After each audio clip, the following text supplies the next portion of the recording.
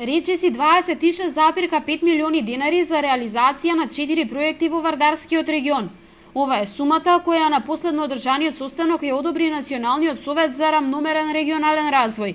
Информацијата ја потврдија раководителот на Центарот за развој на регионот и заменик министерот за локална самоуправа, но не открија детали за проектите. Се работи за 4 инфраструктурни проекти, имењата би ги соопштиле и сумите поединечно за секој проект, кои ќе поминат на влади, кој центарот ќе склучи договор. Инаку се работи за проекти кои се во општина Велес, во општина Росуман, во општина Неготино и во општина Демиркапи. Ренчов својата денешна посета меѓу другото ја искористи и за промоција на концепт преку кој ќе се поттикнуваат иновациите.